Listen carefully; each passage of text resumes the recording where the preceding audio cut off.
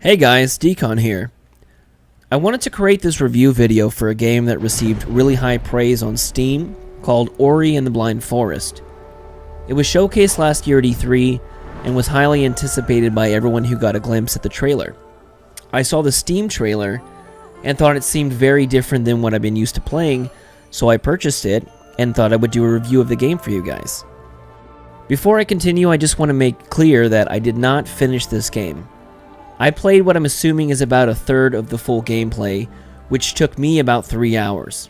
For those of you who like full exploration of games, I would anticipate this to be about a 10 to 12 hour game. Also, I just want to mention that this video is just of my opinion only. First, the pros. I have to give high credit to the designers on this game. The art is captivating, inspirational even, and should set the tone for all modernized platform games. I can't stress enough how much I love the environment and the character design. The way they took a 2D environment and made you feel as if you were immersed in a 3-dimensional world, this alone makes the game a worthwhile purchase. The sound is incredible. Every scene has its own designated music and creates a perfect tone for whatever Ori is overcoming. It brings you into the world of the Blind Forest and pulls on your heartstrings in every direction. The story of Ori is not a new one, but it still feels personal. You learn very early on that Ori has a strong bond with a character in the game and is forced to deal with some very difficult loss.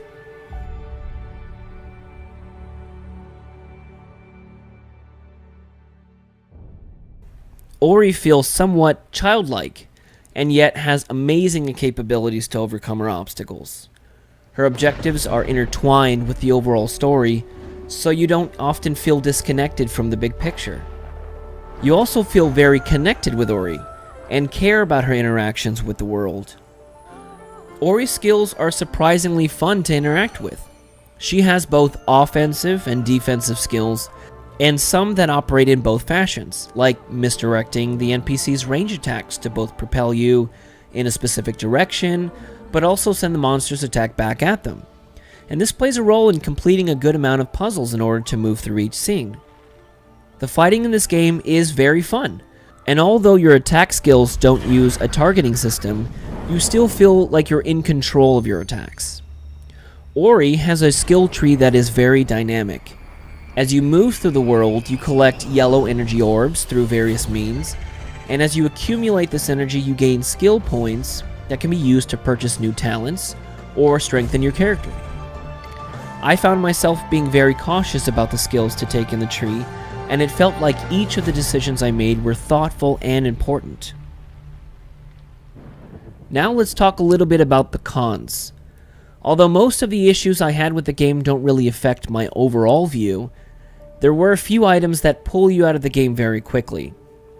A lot of the terrain is hidden by the static game view, so you'll find yourself needing to drop into an area and repeatedly die because you're unable to see the dangers beneath you.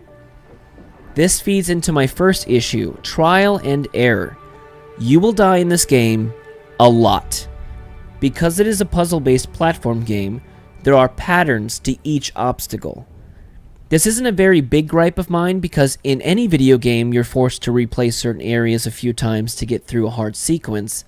However, if you're playing on a keyboard like I was, the controls can be a bit clunky, and you'll find that you're repeating the same difficult area 15 to 20 times before you're able to make it through.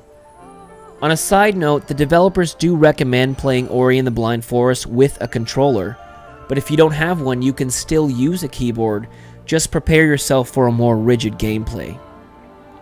There is no automatic saving checkpoints. This is one of my biggest issues with Ori and the Blind Forest. It is a resource-based saving system. Let me explain. There are 3 types of orbs that you collect for certain character abilities. There's green, which gives you health.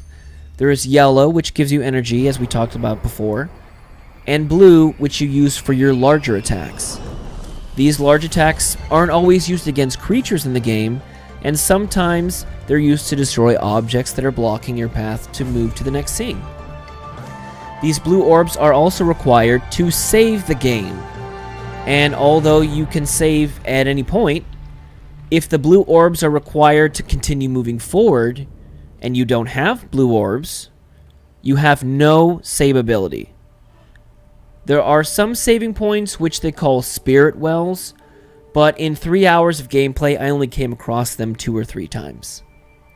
You also have to use your blue orbs to spend talent points and access the talent tree. So what this does is force you to decide between saving the game, or spending talent points, or progressing through gameplay. Because once you run out of these orbs, they are difficult to refill. I did encounter that the game will save right before a boss battle, in which there were 3 for me. However, if you defeat the boss and you have no blue orbs, assuming you might use them for large attacks against the boss, and continue playing and die shortly after, the game will set you back prior to defeating the boss and will force you to play through the battle again. And because you die very often in this game, you're going to find yourself not using the stronger attacks and wasting blue orbs on constant save points. I think this is something that can be easily fixed by just adding automatic checkpoints to the game, so you're not forced to waste attack energy on saving so often. There are some other small gripes I have about easily exploiting fight patterns, so gameplay against creatures becomes a bit too easy and mundane, or having to watch the same FMBs over and over if there's one before a new level and you happen to die before completing it.